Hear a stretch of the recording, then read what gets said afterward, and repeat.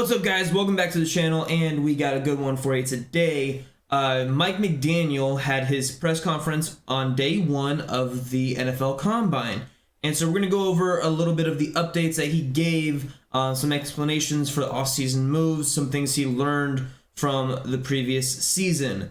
Now, we'll go in order from timeline. So first things first, we all know how our season ended pretty much because of a stupid 4th and 1, how we did not get the call out to the field. They thought it was a first down, and, clock management was just absolute crap that game.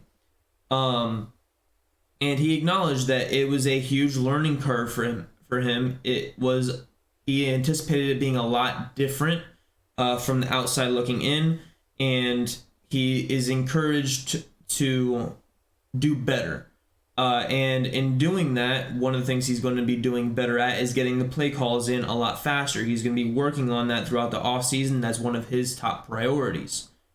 Now, to go into the coaching changes, he said that Danny Crossman being fired never crossed his mind, and if he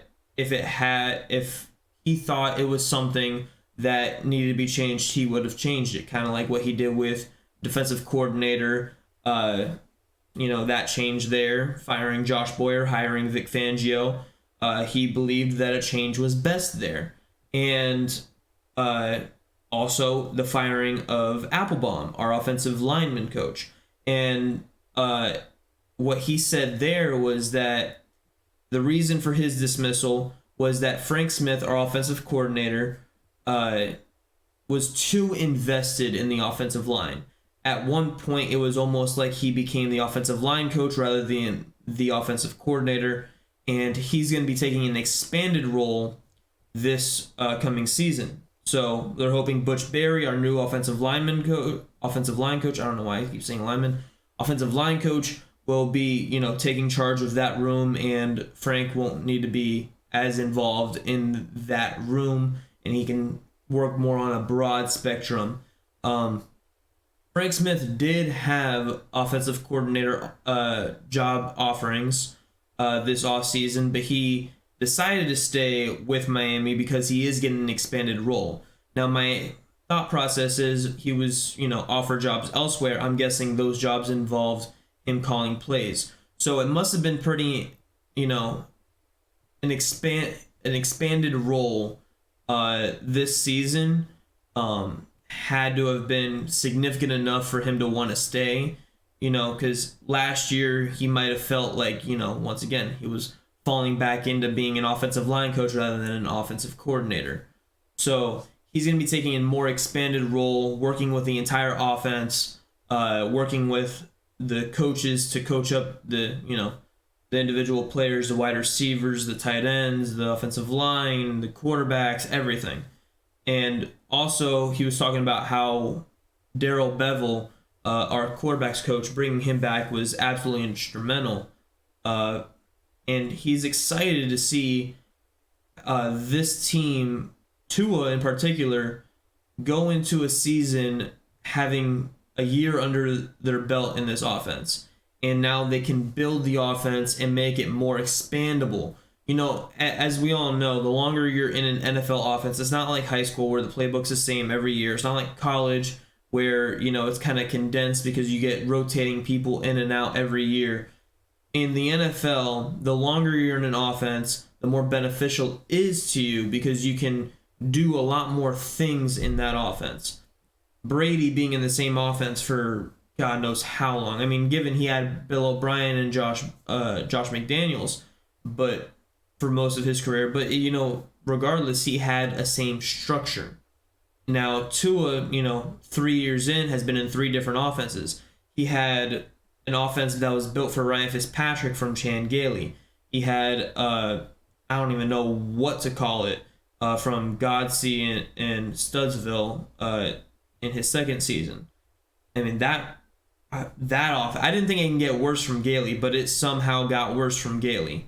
And then finally, you get a offensive-minded head coach. You get someone that believes in you, puts this offense that builds it around your skill set, and you have the number 6 ranked offense in the NFL with your starting quarterback missing 6 games, 7 if you count playoffs. That's impressive to me. So to have another year for most of these guys, I mean, I know some of them are going to be gone, some of them might come back. I think most of them are coming back. But most importantly, Tua is going to be in the same system for 2 years in a row. Growing that system is going to be instrumental. Speaking of the offense, players that are on offense that were talked about was Mike Gesicki. Mike Gesicki, the question was asked to him, do you want Mike Gesicki back? Do you think he'll be back? What's the status on him? Are you trying to re-sign him? And they said basically the same thing Chris Greer said in the end of the year press conference, is he's going to get the opportunity to explore free agency, get his value elsewhere, get opportunity elsewhere. But do not close the door on him coming back to the Dolphins. Do not close the door on him. That is one thing that was very specific that Mike McDaniel said. And am I hopeful? Not at all. Do I want Mike Gesicki, not Mike McDaniel, well, both, Mike Gesicki to come back? Absolutely. Absolutely I do. I know his fit in this offense is kind of sketchy, but he does have a place in this offense. He does. If he leaves, we're now without a pass catcher a big pass catcher that can go up and grab the ball almost anywhere on the field. Now, I know he wasn't really used in that role except for like a couple plays this season, but you still have there's more than enough times this season where I think gotta go to Gesicki here. Gotta go. You gotta just throw it up to him, let him do his thing, let him come down. Now, the only thing is that he's not really a physical type of player. He's more of like a finesse tight end, and tight ends aren't really like that. You need to be able to punch him in the mouth. That's basically, a tight end is an offensive lineman that can catch. That's basically what you are, and that's not really Gesicki. Gesicki's more of a finesse type of guy. He's not. He'll initiate contact, but he's not gonna, go over there and run people over. I don't think he has a broken tackle in his career. Love to have him back. I don't think it's gonna happen, but don't close the door on it. Do not close the door on it. Now, another thing, obviously going viral lately, is Byron Jones' tweets about how, his health status and how it was handled. At least, to his knowledge, how it was handled. Timeline, we don't really know. Now, was it before his surgery with Flo's team? Was it after his surgery with McDaniel's team? That is unknown. However, Mike McDaniel did say that, he hasn't heard any complaints from Byron as far as the medical treatment that he's been receiving since he's been in the building. And that the medical staff and Byron, they've been working together, and he thought it's been great. He knows that it's frustrating, and he can emphasize with Byron Jones on that front. Another thing was that he said that they're going to continue to work with Byron and push through and get him to as healthy as he can be. Now, obviously, to a lot of people's knowledge, he's probably going to be cut when the new league year begins. He can be designated as a post-June 1st cut, so he doesn't have to really be with the team anymore. I don't think he can't sign with the team until after June 1st, I believe.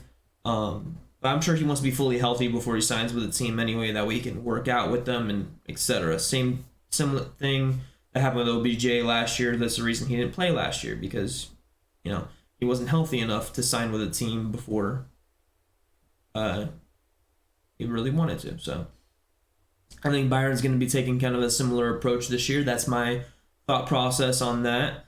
But it is encouraging to at least see that Mike McDaniel, given I don't know what else he's supposed to say, but saying that he's going to work with Byron and they're going to continue to push through this, that's encouraging to me. And as someone that actually wants Byron back next year, given I don't want him back on his contract, so before you come at me in the comments, I don't want him back on his contract. I want him to take a reduced salary. I was thinking somewhere around the range of 6 to 7 million, worth up to 12 in bonuses, including playing time, interceptions, pass blocks, etc.